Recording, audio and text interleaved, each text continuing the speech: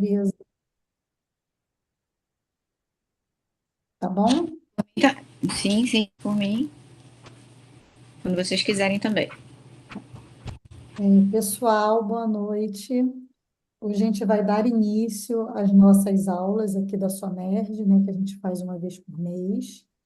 Hoje a Bebel não pôde estar com a gente, mas eu vou comandar aqui a aula de hoje com a nossa amiga Fernanda Couto, que ela é mestre pela UERJ em Ciências Médicas, hepatologista pela Sociedade Brasileira de Hepatologia e médica do Ambulatório de Hepatites Virais da Fiocruz.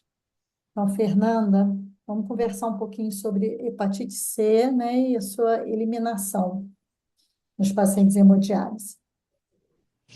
Boa noite. Desculpa não estar aparecendo aí porque estou com algum problema no meu vídeo que tentamos resolver. A gente vai começar e a gente vai um bate-papo mesmo sobre microeliminação de hepatite C e o nosso trabalho no ambulatório de hepatites virais. Pode passar, por favor.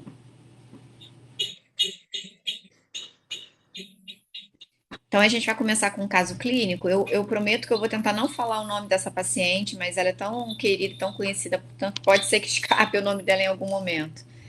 Mas é uma paciente feminina de 65 anos, parda, do lar, que foi admitida no nosso ambulatório em junho de 2017. Ela havia começado a dialisar em 2016 e vinha para a gente na primeira infecção pelo vírus da hepatite C. Na ocasião, ela foi então tratada e com essas duas drogas aí, que são, depois eu vou falar sobre elas, alcançou o que a gente chama de RVS, que é a cura, né? Da hepatite C. Ela, de comorbidades, ela era diabética hipertensa e tinha de cirurgia uma fístula. Foram feitos os checklists das medicações que ela usava, porque as nossas medicações para hepatite C têm interações com outras, né? Existe um aplicativo próprio para a gente checar cada interação. Então, isso foi feito e no exame físico dela não havia sinal de ciência hepática nem de hipertensão portal. E aí ela seguiu, depois desse RVS, ela seguiu acompanhamento com a gente não dá alta para os pacientes em hemodiálise, que curam, e em 2022 ela volta a subir transaminases e, novamente, era uma nova infecção, a gente consegue, através de teste genético, saber se é o mesmo vírus ou não, então era uma reinfecção mesmo, não era o mesmo vírus, ela foi novamente tratada com os antivirais e novamente curada.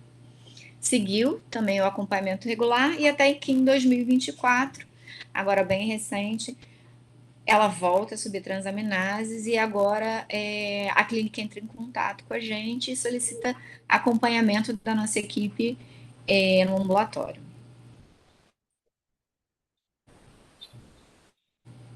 No ambulatório não, na clínica. Próximo.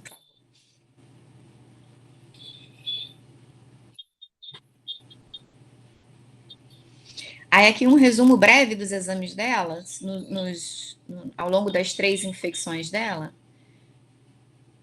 Não, o que Passo tá, muito. é, tem que voltar.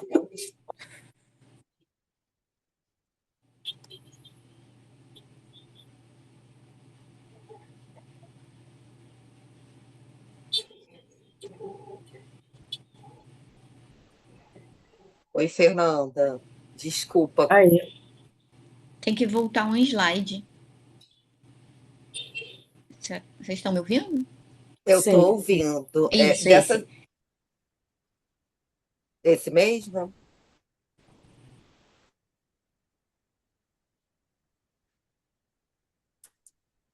Que ela subiu transaminase discretamente em Não, todos é a os episódios de próxima. infecção aguda, diferente do que a gente vê nos pacientes até menor, né?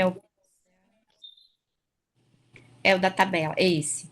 E ela sobe, então, discretamente, cerca de nem uma vez o valor do limite superior da normalidade, é positiva a carga viral em todos eles, e a gente vê o que a gente nota é que ela ficou curada com os tratamentos dela, mas a gente observa que essa última coluna, que é da elastografia, que é um exame não invasivo de fibrose hepática, a gente vê que ela começou como F3, que é uma fibrose avançada, né, um estágio pré-cirrose. Ela teve um benefício no primeiro tratamento e reduziu o grau de fibrose e virou F2. E aí, na reinfecção, ela voltou a progredir fibrose e agora.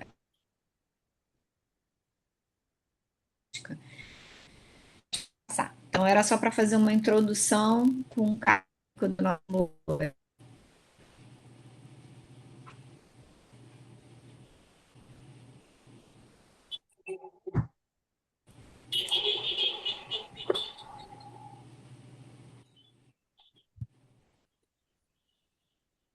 Então, falando brevemente sobre o impacto da hepatite C na nossa população, 50 milhões de pessoas no mundo são infectadas pelo vírus.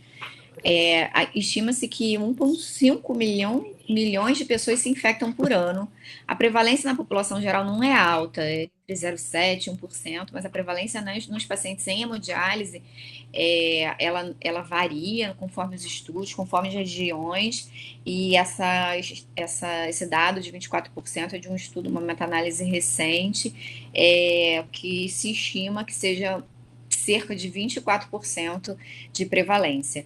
A taxa de letalidade dos pacientes hemodiálise também é maior, também varia nos estudos, mas entre 10% e 60%, tanto de causas relacionadas ao fígado como não relacionadas ao fígado. E a hepatite C é a segunda maior causa de morte por cirrose no mundo e a terceira causa de morte por neoplasia de todos os tipos de tumor. Pode passar.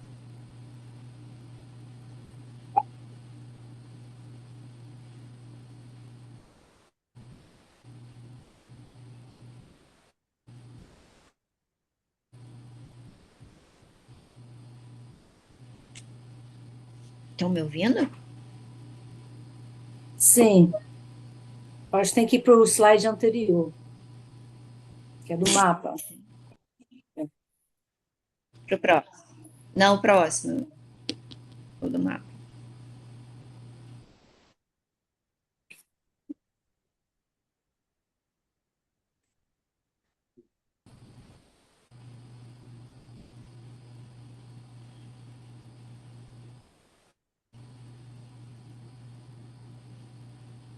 Dani, tá por aí? Tá me ouvindo, Dani? Eu estou ouvindo, sim. Você que tá passando? Não, mas Agora, para mim, está no mapa. está dando mapa, Fernanda. É, Aqui está aparecendo o Ah, é? mapa. Ah, agora foi. Então, então tá. Pra mim.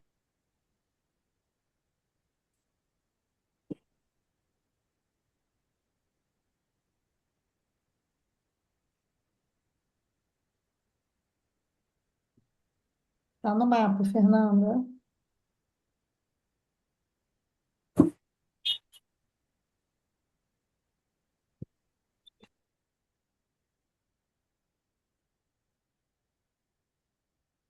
Fernanda caiu, será? Ela está aqui ainda aparecendo como palestrante, mas eu não sei, eu acho que a internet dela não deve tá estável agora.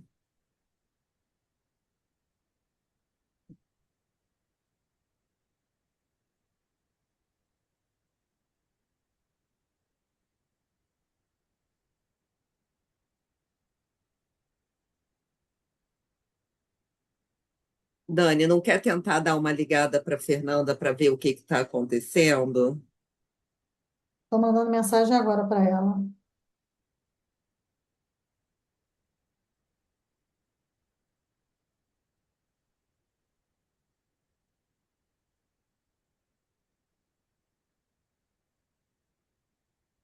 Avisei para ela já. Voltou. Ah, agora estamos te vendo. Eu entrei pelo celular. Ah, porque bem desisti de melhor. comprar por bem melhor. Ai, que bom. Então tá, eu vou. Devia ter feito isso antes, né? Então vamos lá. Vocês chegaram a ouvir eu falando da prevalência? A gente está. Não, aqui a gente ouviu, essa parte a gente ouviu aqui. Terceira causa de morte por neoplasia no mundo. Isso, aí no próximo nosso país ali está no azulzinho, ali intermediário, né, entre 20 e 30% com uma prevalência bem alta de hepatite C nos pacientes hemodiálise. Pode passar o próximo. E aí, a OMS lançou uma meta muito otimista de uma tentativa de erradicação, de eliminação da hepatite C até 2030. E, apesar disso, apesar da introdução dos antivirais de ação direta, que são as medicações que eu vou falar mais à frente, mas é o tratamento atual, é, até 2022, só 36% das pessoas no mundo tinham sido diagnosticadas com hepatite C e só 20% deles tratados. Então, a gente enxergou no nosso ambulatório uma janela de oportunidade nos renais crônicos. Pode passar o próximo.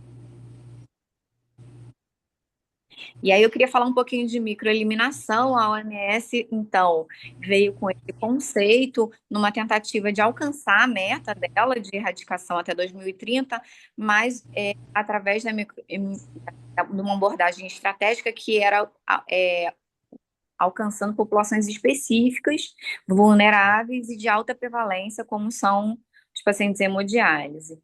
E nessa estratégia, a gente precisa identificar as barreiras, né, de cada grupo específico, né? Então, dentro desse grupo de vulneráveis estão os usuários de droga, homens que fazem sexo com homem, pacientes com HIV e também os renais crônicos. E as barreiras que a gente identificou na nossa prática, e que com certeza vocês também identificam neles, no acesso, o desconhecimento mesmo sobre o vírus, sobre os riscos, né? Trata-se de uma doença assintomática, então os pacientes não sabem sobre ela e vivem a vida como se nada tivesse acontecendo. E também desconhecem a possibilidade de cura e o tratamento rápido e eficaz. No diagnóstico, a gente vê algumas barreiras, é, como a viremia intermitente. Pode passar o próximo. A gente vê A gente vê nesse slide 4 pacientes diferentes, em que a gente vê a carga viral em semanas. Então, no início, que a gente vê 4 comportamentos totalmente diferentes, né? Alguns pacientes começam a viremia já no início da semana, nas primeiras semanas, depois desaparece nesse primeiro na primeira figura, daqui a pouco volta a positivar a viremia, e cada paciente tem um comportamento diferente de carga viral. Então, não adianta a gente testar uma vez nos pacientes, porque às vezes a carga viral está muito baixa, não é detectável, ela some, daqui a pouco ela volta. Então, se a gente tem uma suspeita, a gente tem que perseguir essa suspeita. Voltar só um pouquinho, pode voltar só um pouquinho, só para eu ver a última frase lá do slide. Aí. É, Tá bom, pode passar. Obrigada. Mais um. E esse aí são 2 pacientes diferentes também. A gente vê a carga viral também, como é que pode ser. Outro no primeiro paciente, essa marca azul lá no alto é a carga viral, né? Subindo, ela volta a cair, sobe ao longo das semanas, até que esse paciente alcança a cura. E no segundo caso, a carga viral é alta, lá desde o início ela é negativa, e esse paciente não cura e se torna um paciente crônico. Pode passar. Os pacientes, a gente tem algumas limitações, né? Eu vou falar também um pouquinho para frente dos testes no diagnóstico, é difícil para eles, porque as transaminases não caminham junto com a carga viral, elas não caminham junto com a sorologia, com anti-HCV. Então, você pode ter aí no primeiro slide a linha tracejada da ALT e o traço contínuo é da carga viral. Então, a gente vê as transaminases subindo, depois quando elas caem, a carga viral começa a subir, então elas não necessariamente caminham juntas. Na segunda figura, o traço contínuo perdão, tá no celular. Aqui já é sorologia e carga viral. Então, a gente vê que a carga viral vem mais precoce, ela aparece mais cedo, né? E depois o anti-HCV aparece. Pode passar o próximo. Então, a gente tem várias estratégias para a gente tentar melhorar na nossa, nessa população. É óbvio que vocês, como nefrologistas, sabem as barreiras e a gente não tem para falar sobre elas, né? As barreiras ali à beira do leito, vocês são craques. A gente está aqui para ajudar na parte do diagnóstico, evitar atraso, usar uma medicação de forma rápida, sem atraso, assim que ele tenha diagnóstico, uma medicação potente, amplamente disponível pelo SUS. É, Usar testes sensíveis, né? A gente usa o teste molecular, que é esse que eu estava mostrando, né? Que ele aparece mais precocemente, testar regularmente. E quando a gente está nessa nossa iniciativa de microeliminar, testar com mais frequência os pacientes da clínica. Pode passar o próximo. Esse estudo eu trouxe, ele é bem interessante, ele é da Polônia, é bem diferente, eu achei até interessante isso, porque é bem diferente da nossa realidade. Foi um questionário feito com nefrologistas, perguntando por é, que os pacientes com hepatite C não eram encaminhados para tratar com tratamento antiviral. E aí, a gente vê que 28%, perto de 28% referenciava todos os pacientes, 40% não era referenciado porque o paciente não queria. Então, assim como no nosso país, lá também tem muita barreira, lá talvez não de acesso, mas de compreensão, de entender a importância do tratamento e cura da hepatite. Pode passar o próximo. Esse estudo aqui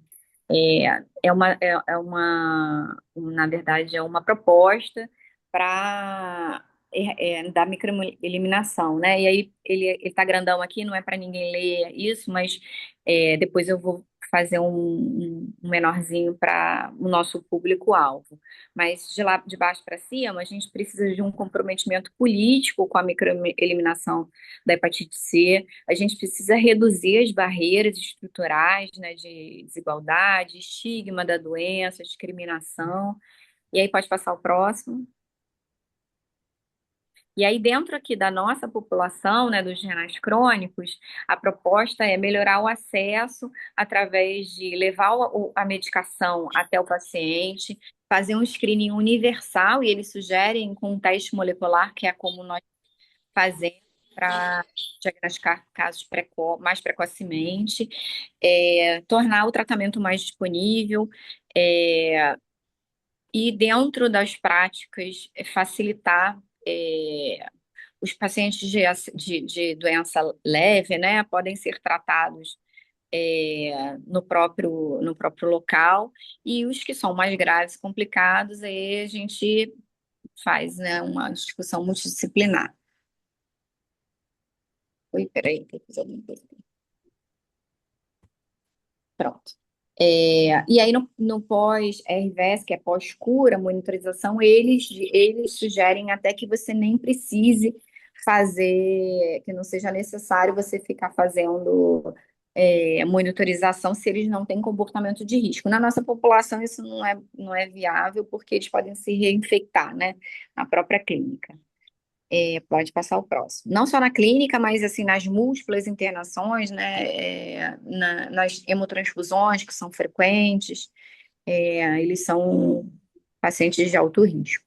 Então, aqui é uma sugestão, como é feito, né, sugerido o rastreamento da hepatite C, que vocês também já são craques, né, manter a LP mensal, anti-HCV na admissão e semestral, e a carga viral é sugerida quando vocês têm soroconversão, uma para avaliar a cura, depois que cura a cada 6 meses, para monitorar a reinfecção nos surtos, e se o aumento se houver um aumento de LT, isso não há consenso, mas é, mais precoce a gente fazer o teste molecular e não o anti-HCV, que pode levar algumas semanas para positivar. Pode passar o próximo.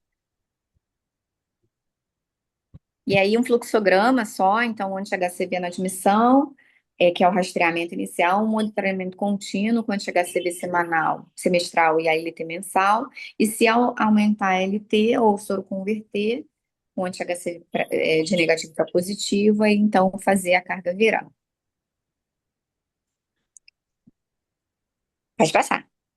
E aí, então, a gente trouxe só essas limitações, né, dos testes na doença renal crônica. O anti-HCV, ele pode levar até 6 meses para ficar positivo nos pacientes que dialisam, né? Então, ele tem um baixo valor preditivo negativo. Então, se a gente depender só dele, né, então a gente pode atrasar no diagnóstico, acabar que outros pacientes podem se contaminar. A ALT é outro limitante, ele também é outra, também tem suas limitações, né? Ela precisa ser interpretada de forma diferente, porque o valor de normalidade de uma pessoa sem doença renal crônica não é o mesmo para ele, né? Os estudos sugerem que a LT seja 40 a 60% menor do valor de referência. Então, às vezes o paciente vai de 15 para 30, isso já considerado um aumento de transaminase. Então, isso também é uma forma precoce de detectar uma infecção. E a avaliação de fibrose neles também é limitada pelos métodos não invasivos, né? De fibrose hepática. Tanto o FIB-4 e o APEC são marcadores não invasivos simples, que a gente usa plaqueta, ALT, AST, através de uma fórmula, eles também são limitados para avaliar a fibrose nesses pacientes, porque a ALT é menor, né? Então, o padrão ouro para a gente avaliar a fibrose neles é a elastografia. Pode passar. Esse estudo é um estudo de Taiwan, o maior estudo que tem sobre microeliminação, na verdade, é um programa que pegou os dois lugares, duas regiões com uma taxa maior uma prevalência maior de hepatite C. E o que eles fizeram? Um tratamento in loco, trataram o paciente na própria clínica, com uma equipe itinerante, especializada, tratou todos os pacientes ao mesmo tempo e usando os antivirais de ação direta, que pegam todos os diagnósticos por 12 semanas, que é o tratamento preconizado, né?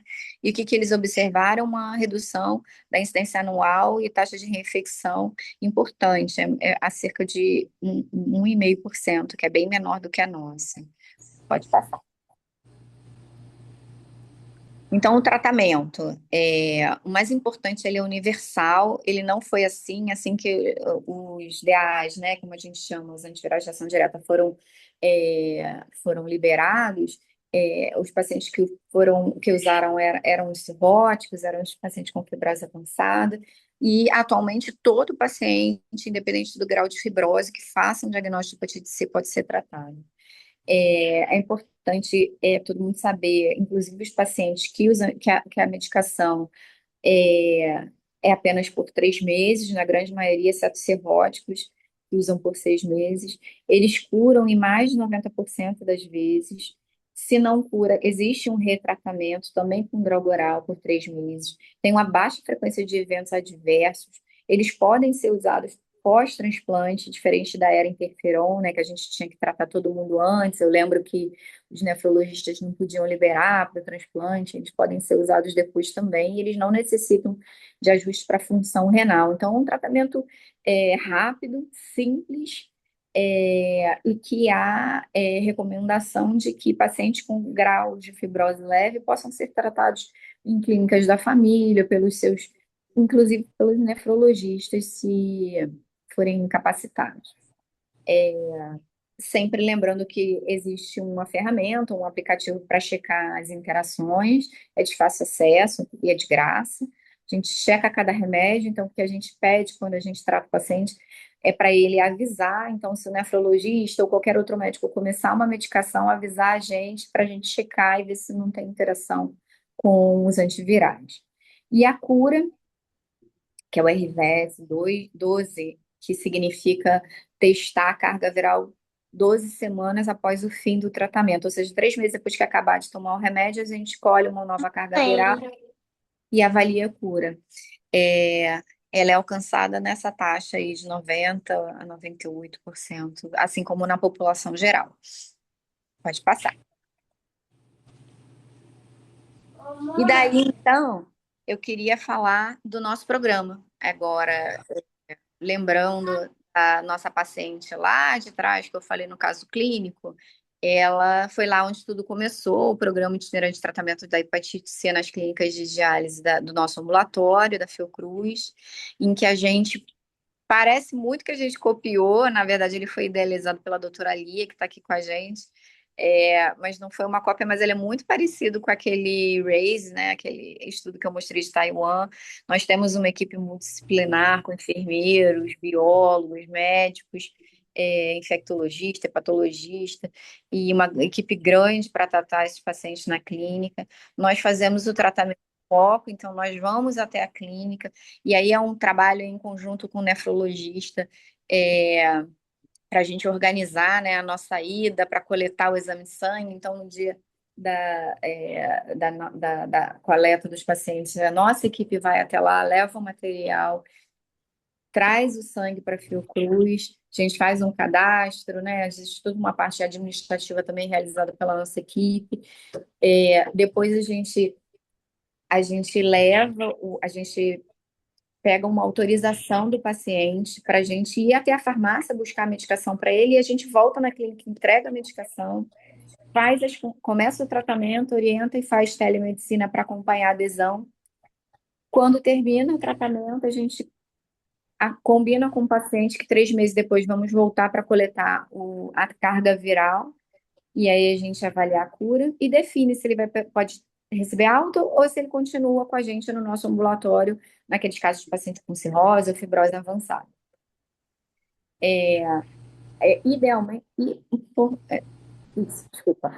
Idealmente, o tratamento deve ser feito daqueles pacientes positivos de uma vez só, que a gente erradica a clínica toda de uma vez só, né? Nem sempre a gente consegue, porque às vezes eles internam, mas é o ideal. E depois a gente oferece uma consultoria para os nefrologistas, depois que a clínica clareia, né, da hepatite C, de que se ele receber um novo paciente com hepatite C, entrar em contato e a gente vai fazer todo o processo para aquele paciente individualmente, agora não em toda a clínica, mas naquele paciente, mas para evitar que outros pacientes se contaminem. Pode passar. E aí, aqui são os resultados dos nossos anos aí de, de tratamento itinerante, né? A gente começou em 2024, foi nossa primeira clínica.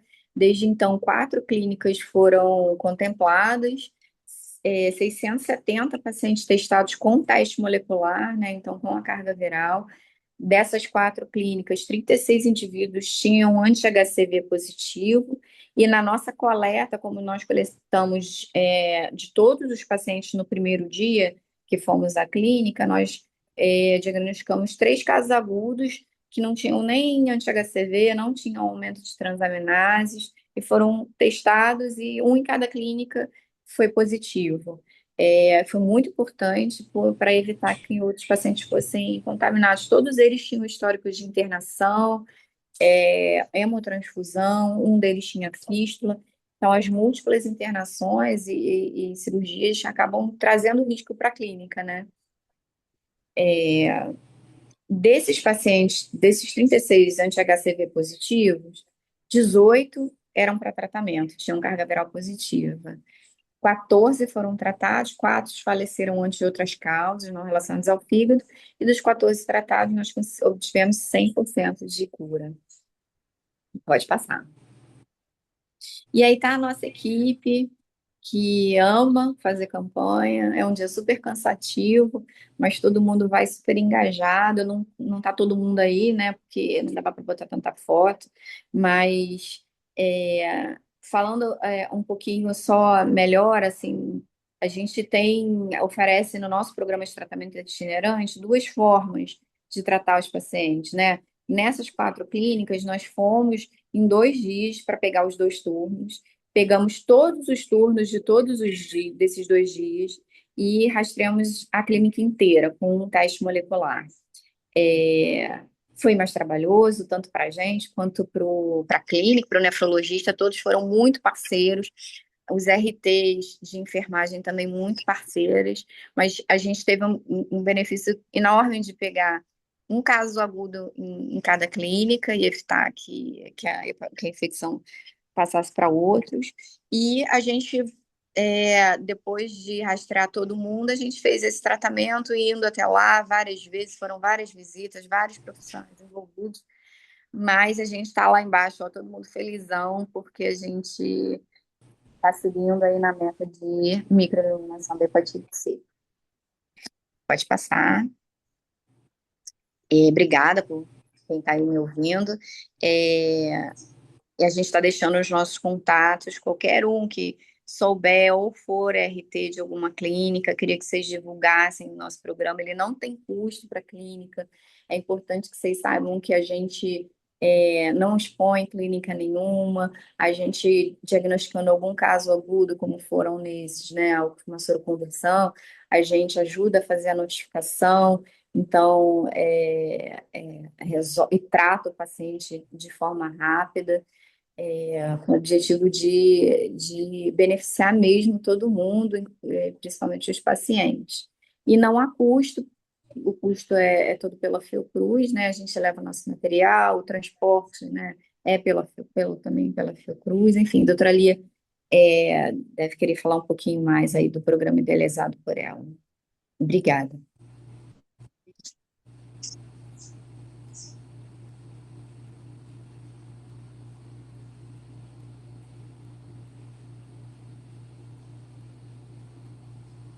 Lia?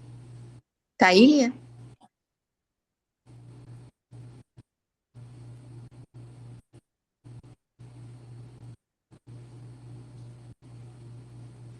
O microfone dela está desligado. Eu não sei se ela está tentando falar.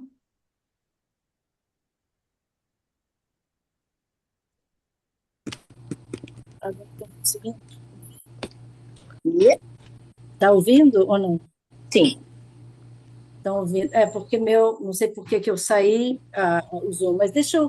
Bem, antes de mais nada, eu acho que eu, pessoalmente, né, estou na Fiocruz já há bastantes anos e a gente faz parte do nosso ambulatório, para você entender um pouquinho por que que a gente é tão envolvido com as clínicas de hemodiálise. Então, o nosso ambulatório faz parte do Laboratório de Referência Nacional para Hepatites Virais, e a gente faz parte do fluxo, né? O nosso laboratório realiza o sequenciamento dos pacientes, quer dizer, quando tem um surto dentro de uma unidade de hemodiálise, o nosso laboratório é contemplado a realizar o sequenciamento.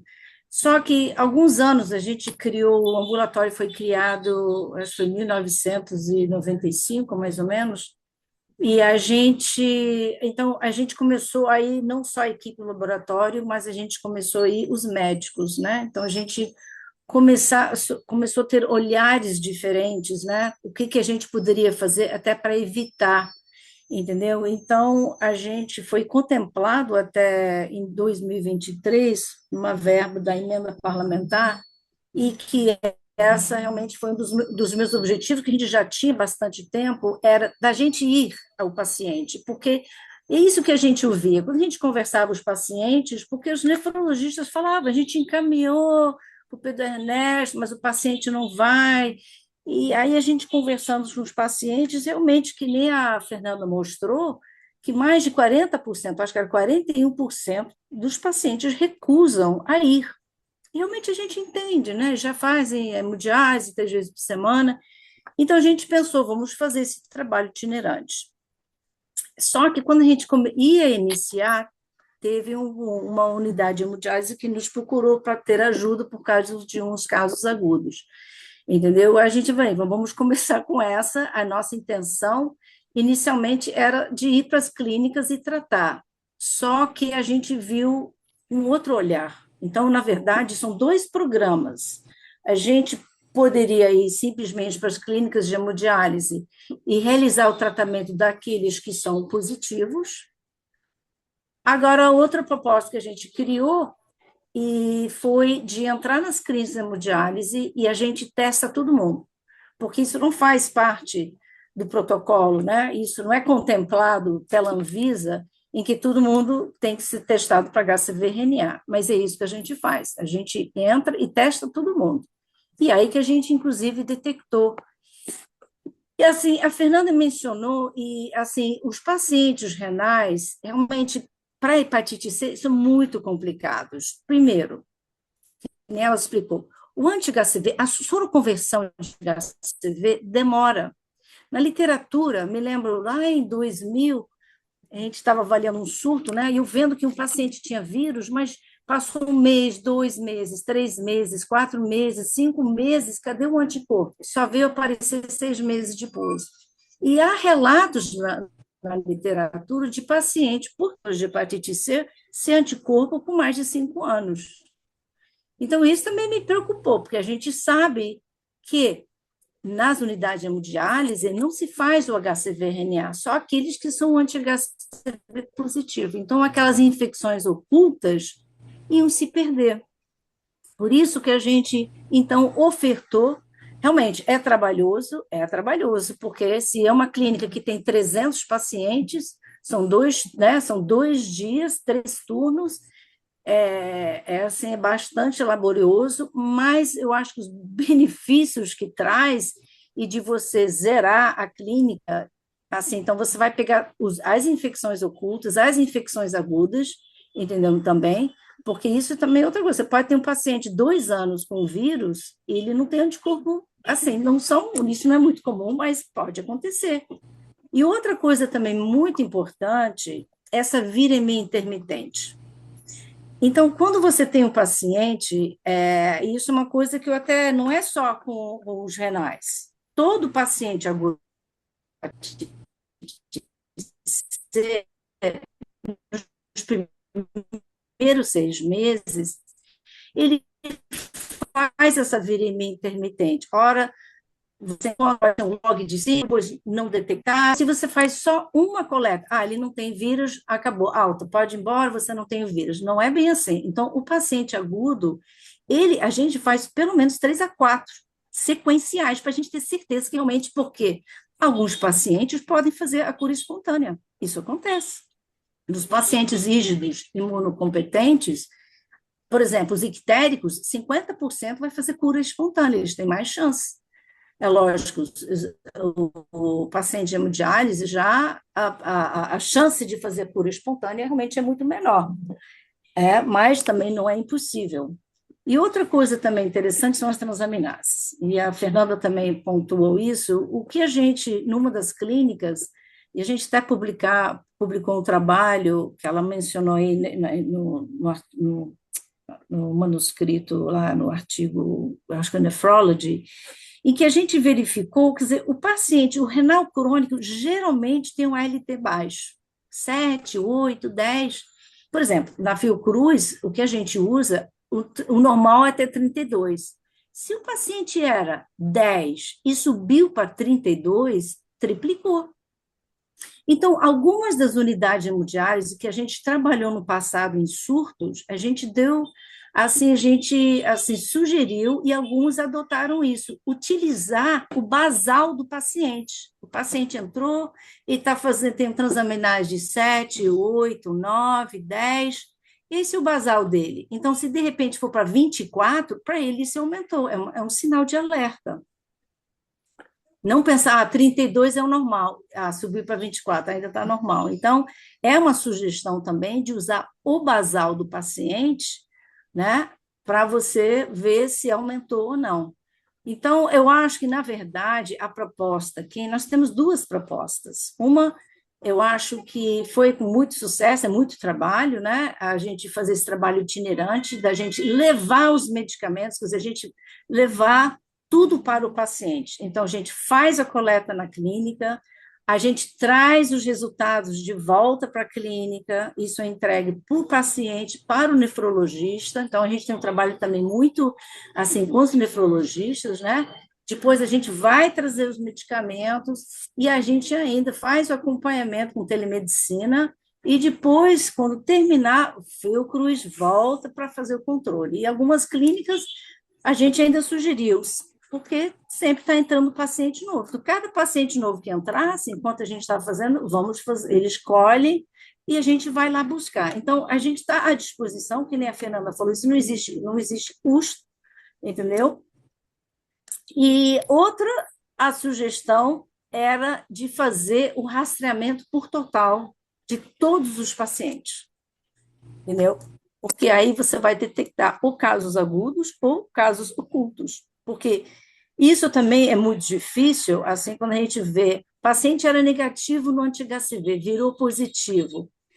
Porque o status imunológico desse paciente também varia. Então, às vezes, ele é positivo, isso também a gente vê muito, e depois passa a ser negativo, e depois volta a ser positivo. Alguns anos atrás, a gente fazia até um teste diferenciado, que é o teste de avidez, porque ela poderia esclarecer melhor se isso realmente é uma infecção aguda e recente ou simplesmente é reaparecimento que o estado imunológico dele melhorou e agora ele está detectando o anticorpo. Então, o anticorpo para o paciente de hemodiálise realmente é uma dor de cabeça, até para a gente, que a gente é laboratório de referência, temos vários tipos diferentes, assim, de tipos de testes, vai fazer o imunoblot, ou vai fazer o ELISA tradicional, ou vai fazer aqueles mais, assim, com mais sensibilidade, quimiluminescência. Mesmo assim, eu, às vezes, eu falo para o paciente, ou até para o nefrologista, eu não posso, em uma coleta, resolver. Eu preciso, às vezes, de 3, 4 coletas para eu saber o que esse paciente tem. Ele é agudo, ou realmente ele é um crônico em que o anti-HCV veio aflorar, entendeu? Pode ser. Então, mais uma vez, assim, a Fernanda deixou os nossos contatos, nós estamos à disposição, entendeu? A hepatite C agora está bem fácil de tratar, né? A cura, e você vê nesse grupo que a gente tratou, 100% houve resposta boa. Então, eu acho que nós estamos aqui para acrescentar, para auxiliar o que a gente puder fazer para os nefrologistas, para as clínicas, nós estamos realmente à disposição. Gente, eu tenho algumas perguntas, então vamos lá. Eu trabalho aqui em Teresópolis, na clínica de hemodiálise aqui de Teresópolis.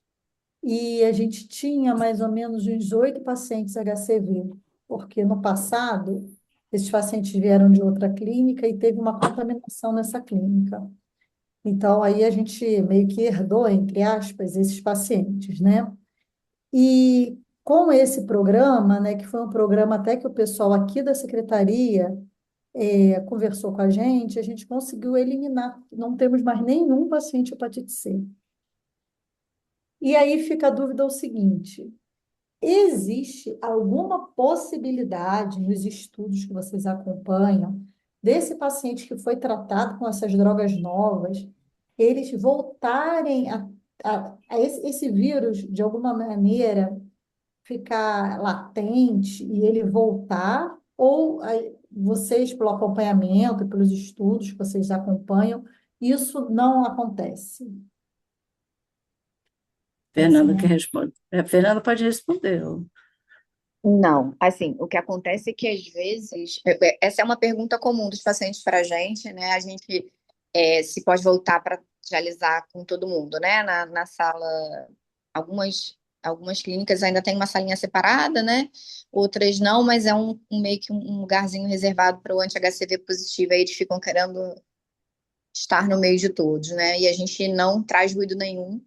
E então, isso é uma coisa importante para falar para vocês, né? Que alguns nefrologistas ficam preocupados. Vocês vão dizer que eles podem voltar a dialisar, mas a gente não tem informação sobre retorno do vírus, não, né, mas sim de reinfecção. O paciente Infecção, né? infecção Uhum. curado é curado. O que acontece é que às vezes eles têm uma viremia muito baixa. Então, até a gente se certificar de que aquela carga viral negativa é negativa e o paciente está curado depois do tratamento, a gente, por protocolo, no nosso ambulatório, a gente faz 5 cargas virais, sempre o mais distante da diálise dele. Então, se ele se dialisa segunda, quarta e sexta, a gente pede para vir segunda de manhã cedinho, porque aí ficou aqueles 2 dias sem dialisar.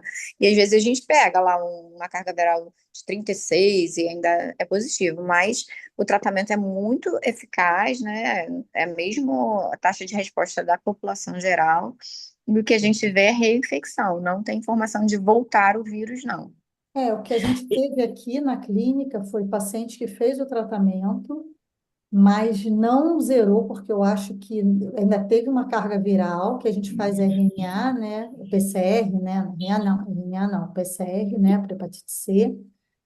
E aí ficou mais um tempo, aí eu não sei se ele, a gente que começou a contar o tempo do tratamento e ele que não tomou corretamente o remédio, e aí a gente pegou ele para colher o sangue mais ou menos nesse momento que ele ainda estava tomando remédio, para nossas contas ele já tinha que ter terminado, mas ele ficou com uma cargazinha e depois zerou. E Uhum, esses todos que zeraram, como eles permanecem anti-HCV positivo, né? Na hora que a gente colhe, o anti-HCV está positivo e o PCR está negativo, né? Eles uhum, mantêm dialisando como hepatite C. Então, uso único, uhum, cobrado diferencial, né? A gente acha, né? Eu acho, né? Algumas pessoas também acham, nefrologistas, que no futuro isso vai acabar. Os uhum, pacientes vão acabar sendo pacientes que vão para o reuso. A gente ainda não sabe ainda como que vai lidar com isso, né? uhum. E outra pergunta: vocês acham prudente colher de todo paciente que chega na clínica, além do anti-HCV, colher um PCR também para hepatite C? Sim. Eu Porque vou lhe assim, dizer é por uma. quê. Sim, Ah, sim. Sabe por quê? A gente teve muitos casos, como a Fiocruz, a gente é responsável pelo sequenciamento, tanto é que quando eu vou para as unidades de hemodiálise para a gente avaliar, eu falei assim, olha, se eu fosse o dono de uma clínica de hemodiálise, eu ia querer saber o pedigree de todos os vírus que estão aqui, entendeu? Para que se acontecer alguma coisa, a gente sabe o que está aqui circulando. Agora, com esses tratamentos, isso era de antigamente, né? Mas, assim, hoje em dia, entendeu? O que a gente vê? E a gente viu muitos casos. O paciente novo entra, ele é anti-HCV negativo, aí soro converte, mas antes disso, ele teve hospitalizado em outro hospital, ficou lá 2, 3 meses internado, fez milhões de transfusões, quer dizer, ele tem um elevado risco, e aí essa clínica aí vai levar puxão de orelha, porque teve soroconversão interno. Na verdade, essa soroconversão aconteceu, mas ele se contaminou, foi antes de ele entrar na fora. clínica. É. Então, agora nós temos 2 problemas aqui. Então, eu recomendo, e também acho e concordo com você, porque um anti-HCV sem vírus é como se fosse um anti-HBC de hepatite B. Você não bota um paciente com anti-HBC dentro junto com um paciente que é HBsAg positivo. Mas a grande maioria das clínicas, por exemplo, na Europa e nos Estados Unidos, eles misturam os pacientes. Ninguém fica assim, a gente vê isso em alguns países, por exemplo, o Brasil é um, e agora a gente está vendo que está mudando, né? Que tem alguns que ficam numa sala, outros a gente vê que fica, quer dizer, as salas são bem grandes, aí o grupinho de hepatite C fica lá, assim no cantinho, vamos dizer, né? Mas, então, se o paciente está numa fase aguda, é lógico, existe chance. Você vê se o PCR dele deu negativo, aí ele faz a soroconversão, e você fala, puxa, mas então, isso você tem que estar ciente. Existe realmente a possibilidade, não é 100%. Porque se ele estiver na fase aguda e ele está com essa viremia intermitente, você pode ter realizado a coleta quando ele não tinha vírus detectável. Entendeu? Então, como a gente tem muitos casos agudos, para você ter uma ideia, a gente tem mais de 400 casos agudos de hepatite C. nem todos são renais crônicos, entendeu? A maioria não são, mas esse perfil a gente vê em todos os agudos. Então, mas você tem que estar ciente, entendeu? O que pode dar um alerta são as transaminases. A paciente entrou com transaminases de 8, de 9, de 12, e de repente dobrou, entendeu? Lá na Então, clínica a gente faz um acompanhamento dessa TGP. A gente tem uma coisa muito. Como já teve um histórico, né, não lá na clínica, mas uma herança desses pacientes, né, a gente continua acompanhando, né, a gente fica vendo se a TGP sobe, mas você falou uma coisa que se a gente tem que ver o basal para analisar o basal, né? exatamente. Porque tem muito É, paciente que é renal crônico, faz diálise e aí ele tem uma ICC descompensada, que aí ele já tem transaminase alta por conta de outra comorbidade dele, com certeza. e isso confunde a gente. E porque aí é um tira e coloca paciente de uso único o tempo todo. Que é nisso que você tem uma TGP, sei lá, um paciente com a TGP de 50, né? Você bota ele em uso único, olha o PCR, porque esse PCR não sai rápido também, às vezes demora quase uma semana para sair. E nisso esse paciente está em uso único e ele está ali sendo vigiado, né? Então, isso no mês, todo mês, mas a gente tem alguns que a gente fica observando, sabe? Principalmente esses que você falou que também tem um comportamento de risco, né? Pacientes que usam drogas, drogas injetáveis, sabe? Que a gente já. Eles mesmos falam, né? Então a gente já monitora. Assim, eu vejo assim, tipo, que nem esse trabalho que a gente fez, e a gente, assim, eu acho que a Fernanda, que está, inclusive, à frente dessas unidades agora, eu acho que com muito orgulho a gente fica pensando, tem 4 clínicas, a gente limpou e ainda orientou. Se precisar de fazer novas coletas, novos pacientes entrando, para manter ele zerado, nós vamos lá coletar para manter ele zerado, porque isso que é importante. Porque a gente sabe, e é assim, tipo, um, o risco de transmissão não é o nefrologista, a gente sabe, porque quando a gente olha e a gente colhe sangue, o pessoal começa a ficar mais confortável com a gente vê umas quebras, né, nas medidas universais. Então, Sim. não é culpa do nefrologista ou do dono, que não sei o que é mais, mas o pessoal que sabe e às vezes meio assim, a grande maioria dos casos é isso, a verdade é Quebra isso, é de triste, barreira mas é mesmo. verdade. Então, assim, eu sou a favor, eu não sei por que que ainda não fizeram que o HCV-RNA fosse de rotina, que deveria ser, todo Provavelmente paciente que pelo preço, entrasse. Mas se você for pelo pensar preço. bem, assim, pode ser, mas eu acho que, por exemplo, a gente perguntou, né? Porque uma coisa que não é, a gente pediu autorização lá do departamento da hepatite, lá do Ministério, em que a gente vai, porque não é 2 pacientes, foram 670 PCRs que fizemos. E a gente pediu autorização para eles e eles falaram que não tinha problema nenhum, entendeu? Então, já que a gente, entendeu? Então, gostaríamos de estender esse trabalho para outras unidades, assim, especialmente que a gente vê o quanto o paciente sente que ele prefere não fazer o tratamento, entendeu? Prefere não tratar pelo conforto. Então, pelo menos nesse esse trabalho, a gente pode ofertar o conforto de ele ficar no mesmo local, não tem que sair, não tem que fazer absolutamente nada. Tudo é feito na clínica. Eu acho Então, que é um trabalho assim que as clínicas precisam muito. A gente fica o tempo todo, né, sendo com esses vírus na cabeça, né, como vocês falaram mesmo, tanto hepatite B, quando tem um paciente hepatite B, é uma confusão, principalmente quando a gente está fazendo diálise de paciente agudo, né, porque a gente faz a diálise e de muito tempo depois a gente às vezes tem esse resultado, então isso cria uma coisa de ansiedade mesmo, né? Da gente estar sempre buscando saber, fazendo coleta e tentando manter a clínica zerada mesmo, até porque a gente sabe que se soro converte um paciente, mesmo que seja no caso que você falou, né? O paciente já veio, se contaminou fora da clínica, É, a clínica é punida, né? Não punida, mas ela é isolada, né?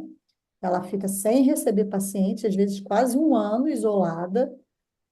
Então, a gente deixa de receber paciente da Secretaria de Saúde, né? Porque quando há uma soroconversão, você tem que informar imediatamente, e aí a sua clínica fica impossibilitada, né? Eles fecham todas as vagas.